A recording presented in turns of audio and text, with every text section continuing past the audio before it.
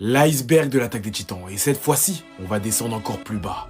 Parce que derrière tout ce que vous pensez avoir compris de cette histoire, il reste encore des détails, des théories qui vont complètement changer votre perception de voir SNK. C'est quoi?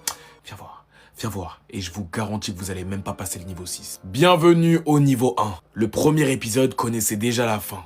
On commence tranquillement, hein. Enfin, tranquillement pour SNK.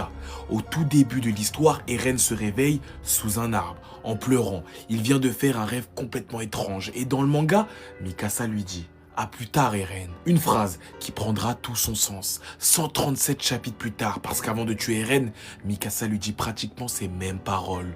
Donc dès le premier chapitre, Eren semble recevoir l'écho d'un événement qui n'a pas encore eu lieu et ça pose déjà un énorme problème. À ce moment-là, Eren ne possède pas encore le titan assaillant. Alors, qu'est-ce qu'il a réellement vu sous cet arbre? On vient à peine de toucher l'eau et déjà le temps commence à déconner. Niveau 2, les morts peuvent se souvenir du futur. On descend, et parce qu'Eren n'est pas seul. Des années avant la naissance d'Eren, Eren lui-même parle à Grisha. Et juste avant de lui transmettre son titan, il prononce deux noms: Mikasa, Armin.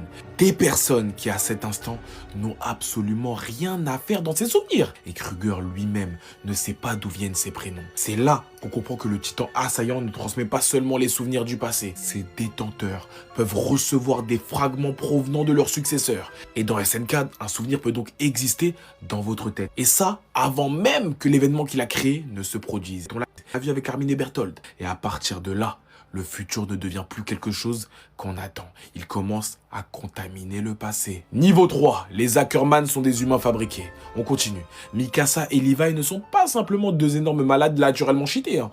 Les Ackerman sont le résultat d'expérimentations liées à la science des titans. Des humains capables de manifester une puissance anormale sans se transformer lors de leur éveil. Ils semblent pouvoir accéder instinctivement à une expérience de combat qui dépasse celle d'une personne normale. Et surtout, ils ont longtemps été persécutés parce qu'ils échappaient au contrôle du pouvoir royal.